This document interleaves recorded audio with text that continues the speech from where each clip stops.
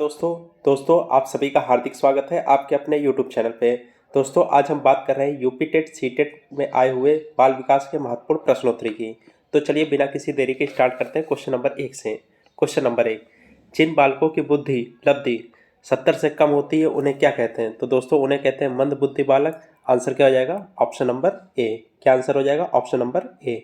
अगले क्वेश्चन की बात करते हैं। क्वेश्चन नंबर 2, किस काल में सुचारू विकास हो जाने से संपूर्ण जीवन में लाभ प्राप्त होता है? तो दोस्तों किस में होता है? ये किशोरावस्था में होता है। आंसर क्या हो जाएगा? Option number C. अगले क्वेश्चन की बात करते हैं। क्वेश्चन नंबर 3, एक बच्चे की वृद्धि और विकास के अध्ययन की सर्वाधिक अच्छी विधि कौन सी है? तो दोस्तों सबसे अच्छी विधि कौन सी है? विकासीय विधि है। आंसर क्या हो जाएगा? Option number C. अगले क्वेश्चन की बात करते हैं। क्वेश्चन नंबर 4, वाइगोत्स्की ने बाल विकास के बारे में क्या कहा? तो दोस्तों इन्होंने कहा यह सामाजिक अंतरक्रियाओं का उत्पाद होता है। तो दोस्तों इसका आंसर क्या हो जाएगा? Option number B. अगले क्वेश्चन की बात करते हैं। क्वेश्चन नंबर 5, गार्डनर ने 7 अभियोगिताओं का अधिगम निर्धारित किया, इनमें से कौन सा सही है? तो दोस्तों बताइए कौन सा सही है? ये सही है भावनात्मक अभियोगिता। आंसर क्या हो जाएगा? Option number B.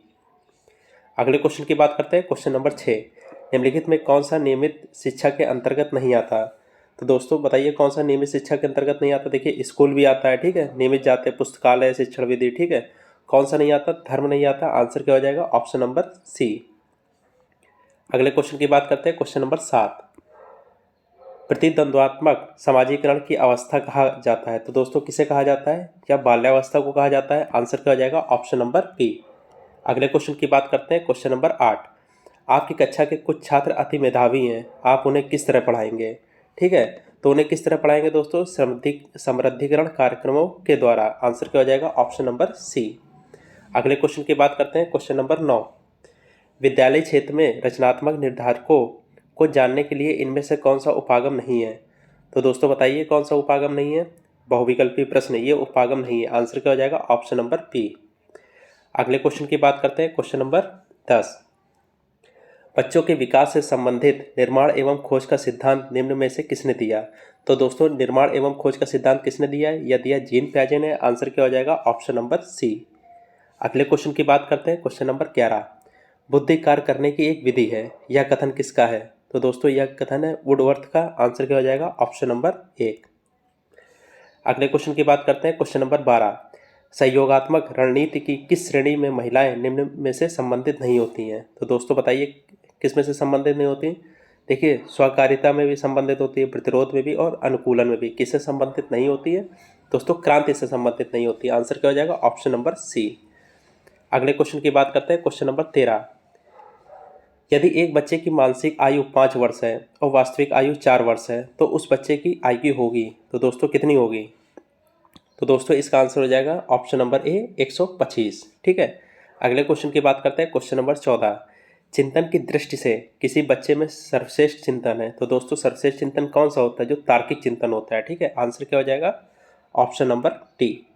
अगले क्वेश्चन की बात करते हैं। क्वेश्चन नंबर 15, व्यक्तित्व विभिन्नता के मिलने के संबंध में एक अध्यापक की भूमिका होनी चाहिए। तो दोस्तों कैसी होनी चाहिए? देखिए व्यक्ति के दृष्टिकोण, अभिरुचि और योग्यता को जानने का प्रयास, ये भी होना चाहिए।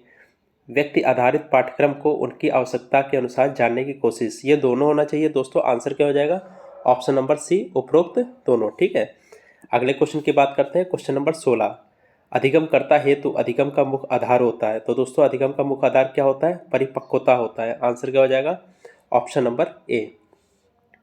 अगले क्वेश्चन की बात करते हैं। क्वेश्चन नंबर 17, सीखने के वे कौन से कारक हैं जो सीखने को प्रभावित करते हैं? तो दोस्तों कौन से कारक हैं? देखिए शिक्षणार्थी का शारीरिक व मानसिक स्वास्थ्य, ये भी सीखने का कारक है। ठीक है, सीखने को प्रभावित करता है। प्रेरणा एवं उपलब्धि का अभिप्रेरण स्तर, उत्सुकता की और इच्छा शक्ति, ये तीनों है। तो दोस्तों इसका आंसर क्या हो जाएगा? इसका आंसर हो जाएगा ऑप्शन नंबर डी, उपरोक्त सभी। ठीक है, अगले क्वेश्चन की बात करते हैं। क्वेश्चन नंबर 18, सीसीई में औपचारिकता और योगात्मक निर्धारण का कुल मूल्य होता है। तो दोस्तों कितना होता है? क्रमशः 40% और 60% होता है। ठीक है, आंसर क्या हो जाएगा? Option number A. अगले क्वेश्चन की बात करते हैं। क्वेश्चन नंबर 19, तो दोस्तों क्वेश्चन नंबर 19, निम्नलिखित में से कौन सा सतत एवं व्यापक मूल्यांकन का एक उपकरण या साधन है? तो बताइए दोस्तों कौन सा साधन है? देखिए निरीक्षण भी है, प्रश्नावली भी है, जांच सूची भी है। ठीक है, ये तीनों है। आंसर क्या हो जाएगा? ऑप्शन नंबर डी उपरोक्त सभी, ठीक है, या फिर ये सभी।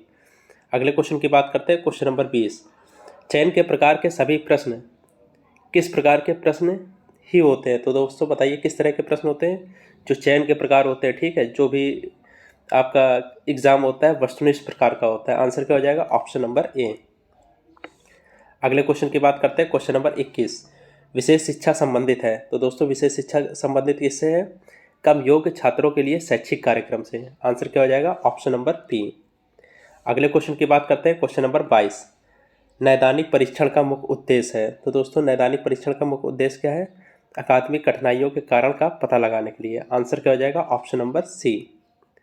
अगले क्वेश्चन की बात करते हैं, क्वेश्चन नंबर 23।